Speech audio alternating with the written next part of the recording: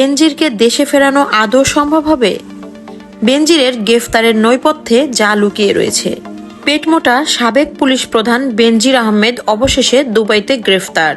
দেশের এক বড় রাজনৈতিক দল যখন একে স্রেফ গুজব বলে উড়িয়ে দিতে চাইছে, অন্য দল তখন একে নিজেদের ক্ষমতার দাপট বলে জাহির করছে। কিন্তু আসল সত্যটা কি?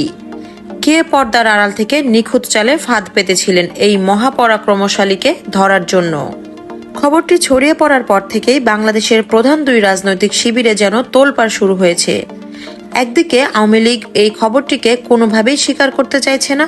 তাদের দাবি পেটমোটা বেনজির তো গ্রেফতারি হননি, তিনি কেবল অন্য কোথাও ঘুরতে গেছেন।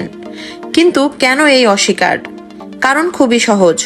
এই গ্রেফতারের খবর যদি সত্যি বলে প্রমাণিত হয়, তবে দেশে বিদেশে লুকিয়ে বা আত্মগোপনে থাকা আওয়ামী লীগের বাকি নেতাকর্মীদের মনোবল এক নিমিষেই ধূলিসাৎ হয়ে যাবে। অন্যদিকে বিএনপি এই ঘটনার পুরো কৃতিত্ব নিজেদের পকেটে পুরতে উঠে পড়ে লেগেছে। তারা এখানে বোঝাতে চাচ্ছে তারেক রহমানের হাত কত লম্বা, তা এই ঘটনা দিয়েই প্রমাণ হয়। কিন্তু আসলেই কি বিএনপি সরকারের কারণে বেনজির গ্রেফতার হয়েছেন, নাকি নেপথ্যে রয়েছে অন্য কোনো গল্প? এবার চলুন আসল সত্যের মুখোমুখি হওয়া যাক।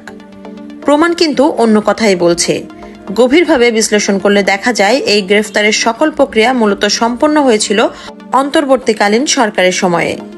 অধ্যাপক ডক্টর মোহাম্মদ ইউনূস তার সুদূর আন্তর্জাতিক যোগাযোগকে কাজে লাগিয়ে ইন্টারপোলকে বেনজিরকে গ্রেফতারের অনুরোধ জানিয়েছিলেন। আর তৎকালীন স্বরাষ্ট্র উপদেষ্টা জাহাঙ্গীর আলম অসুস্থ শরীর নিয়েও নিরলসভাবে এই প্রক্রিয়ার পেছনে কাজ করে গেছেন। পুলিশ এবং সেনাবাহিনীর মনোবল বাড়াতে তিনি ছুটে গেছেন ব্যারাকে ব্যারাকে। তাদের এই যৌথ প্রচেষ্টার ফলেই গত 22 এপ্রিল 2025 সালে ইন্টারপোল বেনজিরের বিরুদ্ধে রেড নোটিশ জারি করে।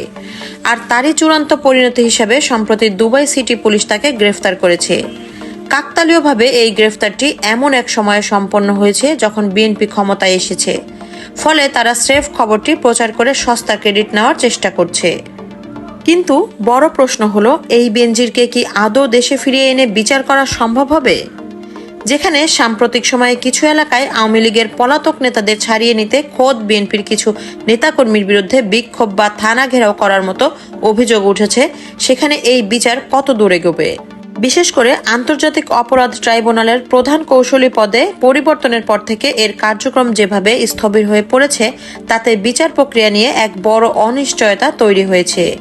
ঠিক যেমনটি আমরা দেখেছি প্রধানমন্ত্রীর তথ্য ও নীতি উপদেষ্টা ডক্টর জাহিদের ক্ষেত্রে।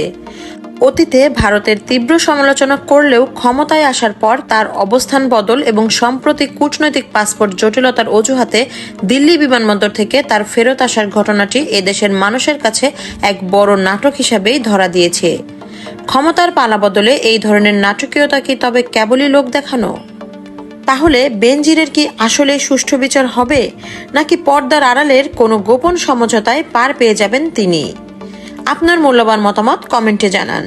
ভিডিওটি ভালো লাগলে লাইক ও সাবস্ক্রাইব করে আমাদের সাথেই থাকুন। ধন্যবাদ।